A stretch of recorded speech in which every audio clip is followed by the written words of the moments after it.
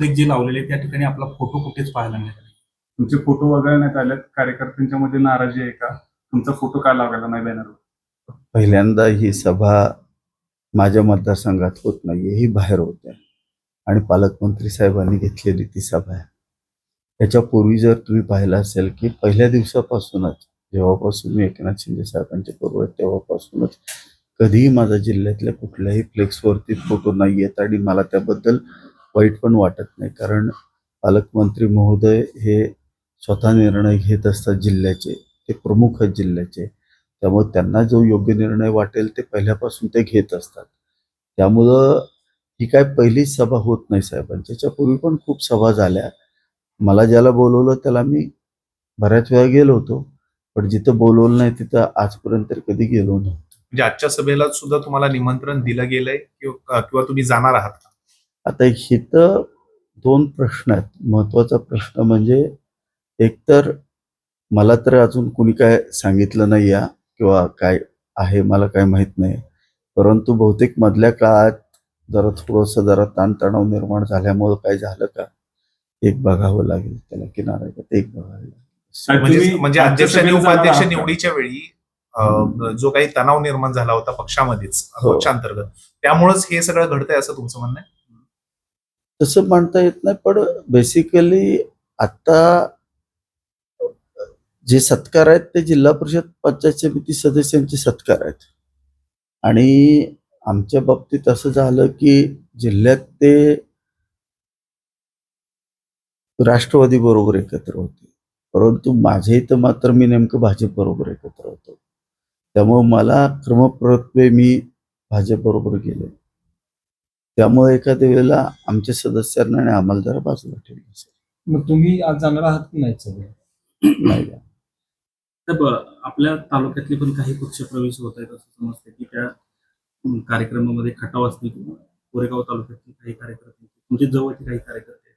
चांगली गोष्ट आहे, वाईट आहे का? माझ्याच पक्षात माझ्याच कार्यकर्त्यांचे प्रवेश आनंदाची गोष्ट नाही का? त्या पक्ष प्रवेशात असताना तुम्ही स्टेजवर दिसत नाही, कुठेतरी हा दुसरा प्रवाह तयार करायची प्रक्रिया सुरू असं वाटतंय का कोरेगाव विधानसभा मतदारसंघामध्ये? बेसिकली तुम्ही लक्षात घ्या, पर्यटन महोत्सव महाबळेश्वरचा एवढा मोठा होता, त्याचं पण मला निमंत्रण नव्हतं, तुम्हाला माहिती आहे. तो झालेला त्यावेळेला पण मला काय बोलवलं नाही, किंवा पाटणमध्ये कधीही साहेबांनी बोलवलं नाही, कराडमध्ये कधी, म्हणजे असा ही पहिलीच वेळ नाही आहे, हे पहिल्या दिवसापासून असंच आहे आणि त्याची मला सवय आहे, त्यामुळे मला काय वाटत नाही ह्या गोष्टीची. एकनाथ शिंदे तुमच्यावर चिडले आहेत का, अशी चर्चा सुरू झाल्या? तुम्ही मुख्यमंत्री देवेंद्र फडणवीस यांना भेटला आहेत का या गोष्टीवर, किंवा असा गोंधळ झालाय किंवा जिल्हा परिषदच्या निवडणुकीनंतर जो गदारोळ झाला, तुमच्या पत्नींना तुम्ही ज्या अध्यक्षपदावर विराजमान केलं त्यामुळे शिवसैनिक नाराज झालेत आणि त्या बाबतीत तुम्ही मुख्यमंत्र्यांकडे काही बोलला आहात का? बेसिकली एक लक्षात घेतलं पाहिजे, माझी बायको ही पहिल्यापासून भाजपमध्येच आहे. आज नाही तर 2011 पासून आमचं संपूर्ण कुटुंब भाजपचं काम करतं. 2019ला ही जागा शिवसेनेला गेली, त्यावेळेला मी शिवसेनेच्या चिन्हावरती उभं राहिलो. त्यावेळेला फडणवीस साहेबांनी मला पाठवलं होतं आणि त्या ठिकाणी त्यांना कॅन्डिडेटही दिला आणि जागाही दिली होती. त्याच्यानंतर काय झालं हे तुम्हाला माहिती आहे आणि त्याच्यामुळं काय फार मोठा काय असा फरक पडतो असं नाही होत. जे सत्य आहे ते सत्य आहे आणि ती त्याच पक्षातनं निवडून आली आणि अध्यक्ष झालेली आहे. त्याच्यात कोणाला नाराज व्हायचा काही प्रश्नच येत नाही ना. एक बेसिक लक्षात घेतलं पाहिजे, आपल्याकडे संख्या किती हे फार महत्वाचं असतं. आज भाजपकडे संख्याबळ किती होतं?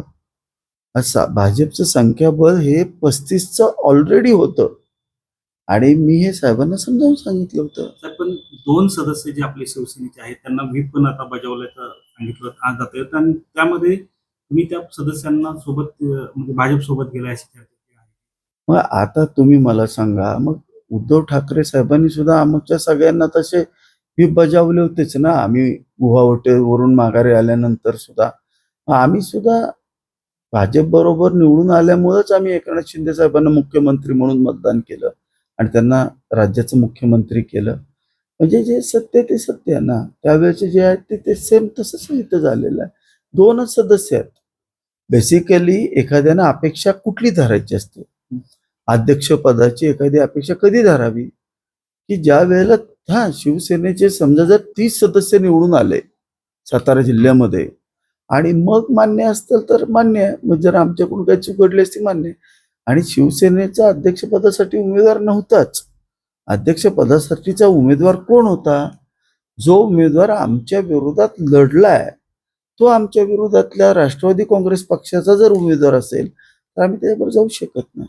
साहेब, पुढील काळामध्ये तुम्ही आता भाजप सोबत जाणार का? कारण की शिवसेनेमध्ये तुमच्या पक्षातच नाराजी आहे तुमच्या विरोधात. तुम्ही आता आज कार्यक्रमाला जाणार नाही असं जाहीरपणे का सांगताय? आता तुम्ही पुढच्या ह्याला तुम्ही भाजपमध्ये जाणार का नेमकं? पहिली गोष्ट लक्षात घ्या, मी कार्यक्रमाला जायचा प्रश्न नाहीये. आजपर्यंत ज्या कार्यक्रमाला मला बोलवलं त्याला मी गेलेलो आहे. ज्या कार्यक्रमाला बोलवलं याच्यापूर्वी पण मला खूप कार्यक्रमाला नाही बोलवलेलं. खूप कार्यक्रमाला प्रत्येक वेळेला साहेब आले तरी मला नाही बोलवलेलं इथं. त्यामुळे साहेबांना पण माहिती त्या गोष्टी. काय फरक पडत नाही. आणि माझ्यावर कशाला कोण काय चिडेल? काय कारण आहे? मी स्वतःच्या जीवावर निवडून येतो. माझ्यावर कोणी चिडायचे कारण नाहीये. मी काय कोणाला त्रास द्यायला गेलेलो नाही. मला कोणी त्रास द्यायचा नाही. पालकमंत्र्यांमध्ये आणि तुमच्यामध्ये कुठेतरी दुजाभाव होते पालकमंत्र्यांकडून तुमच्या बाबतीत आणि त्यामुळेच तुमची ही भूमिका आता तुम्हाला ह्या घ्याव्या लागतात असं तुम्हाला सांगायचं ऐकून या.